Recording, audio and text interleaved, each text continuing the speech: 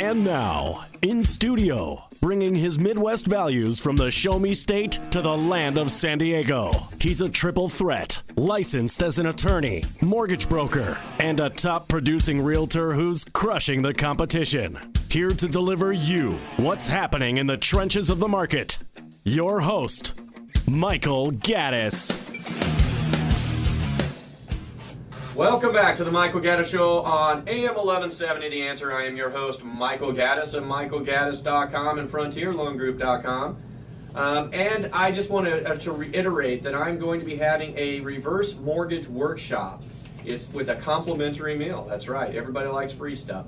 Complimentary meal at the Old Spaghetti Factory at 111 North Twin Oaks Valley Road, San Marcos, California. This Wednesday, October 12th, from 12 to 2 p.m. and 6 to 8 p.m. I have two different sessions I'm doing. Why am I doing that? Because some people like to come in the afternoon and some people can't come until the evening. It just depends. So two different sessions, 12 to 2 and 6 to 8. Basically, this Wednesday, October 12th, you can register by calling my office or emailing me. So you can. My office number is 760-692-5950. That's 760-692-5950. I know none of you are writing that down because nobody's ever has a pen when they're listening to the radio. So the best way to do it is go to frontierloangroup.com and you can get my phone number off of there.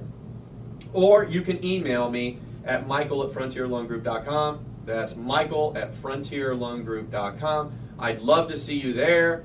You can hear me talk about everything and anything related to reverse mortgages while you have a spaghetti dinner on me. So you can't beat that. Free dinner and good conversation. So, and we'll talk about a lot of different things. You know, when I did the Successful Aging Expo, you know, just a few topics that I'll list off a few topics that we talked about at the San Diego Union Tribune's Successful Aging Expo. We talked about the power of reverse mortgages. Remember, I talked about how powerful they are. We talked about reverse mortgages versus HECMs, and how. Remember I told you that some people say I don't like reverse mortgages, but I like HECMs? Well, we're going to talk about that a little bit, that basically they're the same thing. We're going to talk about common myths and misconceptions. What is a reverse mortgage? Eligibility, benefits, considerations, how to shop for a reverse mortgage, recent changes, the financial assessment aspect, and a lot of other stuff. So if you're interested in reverse mortgages and you want to know it from A to Z, then you can attend my workshop up in San Marcos on October 12th. So anyway, back to what we were talking about before. We were talking about considerations related to reverse mortgages. We had just talked about benefits, and we're going over to the considerations now. One of the considerations of a reverse mortgage is that if you own a house and your house exceeds $625,500, then the limit that the FHA that allows lenders to lend on is $625,500. So even if your house is worth $1 million, we can't use that value when we determine how much you can borrow. We can only use $625,500. So what does that mean? Well, when you qualify for a reverse mortgage, or you're trying to qualify, what they do is they take your age and they multiply it times a factor related to your age by the appraised value, and that tells us how much you can borrow. So every age has a number next to it. Like, for example, if you're 62 years old, you can borrow 52.4% of the appraised value. 52.4%. What that means is, if your house is worth $1 million, I cannot multiply 52.4% times $1 million.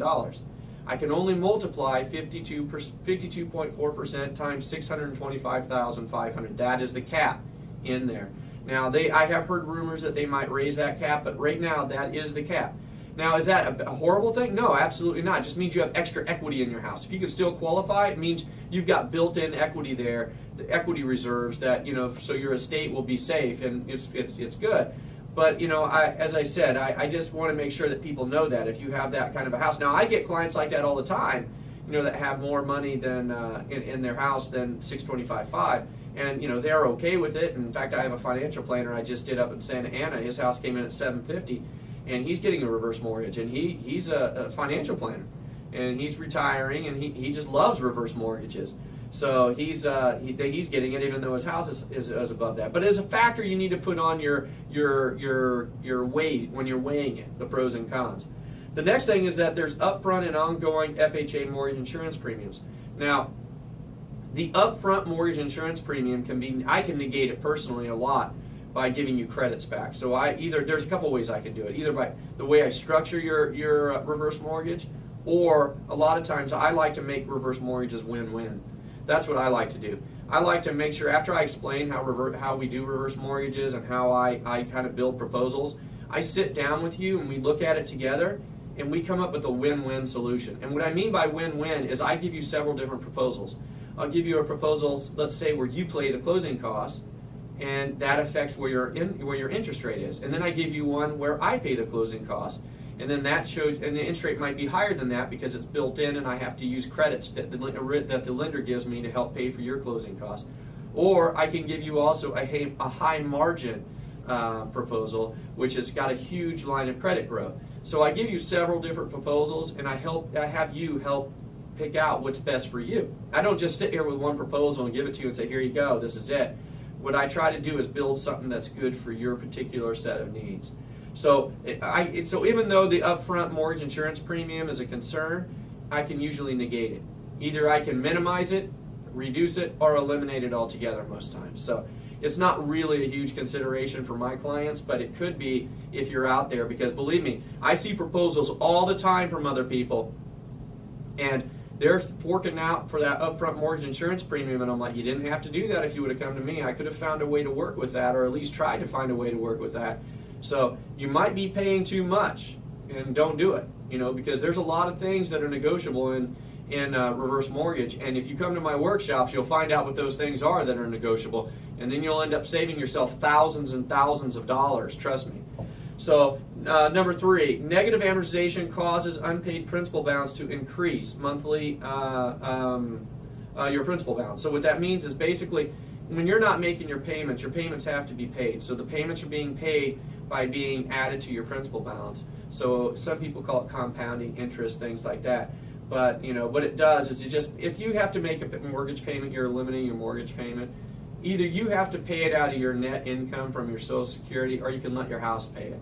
In this instance, what reverse mortgages do, they allow your house to pay your mortgage for you, and freeing up your income to do what you want, because at the end of the day, what you have in your house you don't really use. It's money that's there, but you don't use it. So a lot of people are living on such tight budgets that they can't. I can tell you how tight some of these budgets are. I met a couple the other day that when they added up how much their expenses were every month and how much they got in, they were about even. Any fluctuation in gas price would make it could deter them from going to church. So let's say the gas swung up from $2.75 to $3.40 a gallon. That extra amount could affect their ability to get around. They don't have a budget to go out to movies. They can't go out to eat. So their only luxury is going to church. And if the gas prices swing up, they're on such a tight budget, that could affect them. That is no way to live your life, especially when your house is almost paid off. If I can eliminate that, free up that money, and then give you an avenue to have other resources, why wouldn't you? Why are you living like that? What is the purpose of that? I don't even understand it anymore. And I told them that. I said, well, your life can be completely different than it is now. You're choosing to live like this. You don't have to. Before I came to your house, you didn't know any better. Now you do. There is an avenue. It's like, again, back to the Wizard of Oz. Remember at the end of Wizard of Oz, and Glinda is at the end, and Dorothy's like, oh, I just wanted to go home. And Glinda says, oh, my dear, you could have gone home anytime you wanted. All you have to do is click your heels 3 times. That's what I told them. All you have to do is click your heels 3 times and your life can be changed. And it's true. And it's just a matter of becoming educated about it and then being open-minded to the possibility that you can literally find a financial product that can make it so that you can go out to eat dinner every now and then. You can go to a movie. You can enjoy the basic luxuries that all of us take for granted that they can't because they're on such a fixed income. And Social Security is not enough to survive, especially in California. So, when your budget is so tight that a dime, a 10-cent increase in gas affects your quality of life, you need to really reevaluate where you're at. So, number 4, heirs will have to pay off the reverse mortgage in order to keep the home. That has to be done no matter if you had a forward or a reverse mortgage. But basically, once you pass away, the lender will contact your estate, ask what your intentions are, but they basically want to have whatever you borrowed has to be paid off by the estate. So your heirs can either pay it themselves if they want to keep the home, whatever you borrowed. They could try to get themselves put on title and then try to refinance the loan amount that you have, or they could sell the house and whatever equity's left, it goes to the estate. There's a number of options, but you just need to keep that in mind and just basically in your estate plan let everyone know, here, I have a reverse mortgage, here's what I need to do, here's what you need to do in case that I pass away. And number 5, borrowers that fail to pay their property taxes, hazard insurance, HOA, or Melrose might lose their home. That occurs with anybody who owns a house. Not just reverse mortgages, but because there's an elimination of mortgage payment, I have to disclose, you have to make sure you pay your property taxes and insurance. It is extremely important that you do that. And to be honest with you, most of the time, a lot of the people that I meet are on like Prop 13, their property taxes are really low. I met a guy the other day, he lives in a $500,000 house, and his property taxes are like $600 a year. It's like $50 a month. I'm like, well, you are a lucky man. I mean, he said, I bought the house in 1971 for like $8,000. I'm like, yeah, I can see that. So anyway, those are the considerations of a reverse mortgage, things you need to do. But in essence, when you are getting a reverse mortgage or thinking about a reverse mortgage or someone you love is thinking about getting a reverse mortgage, what you really have to do is put like an invisible, one of those scales in front of you, like those old legal scales. You have to put them in front of you. You have to go down and weigh how the benefits and considerations affect, not just generally, how they affect you as a person. How are they going to affect your specific set of circumstances, and what are you going to do? And when you put them on that scale, you will very quickly see which side it's tipping on. When you look at it and you say, oh, I don't like this, or this isn't as big of a concern to me, you will very rapidly see which way it tips. And I'll tell you, most of the time it tips in the favor of a reverse mortgage. Most of the time it does. It doesn't always. But when you do your thorough due diligence and you do a really, really considerate weighing of the pros and cons, that's when you do yourself justice. That's when you have explored all options to help you live a better quality of life. Well, I want to thank everyone for listening today. And as I said, I just want to remind everybody one last time about my free reverse mortgage workshop up in San Marcos at the old Spaghetti Factory. Call my office or look up the number at frontierloangroup.com or shoot me an email at michael@frontierloangroup.com. Other than that, I'll be back here next Monday night at 7 p.m.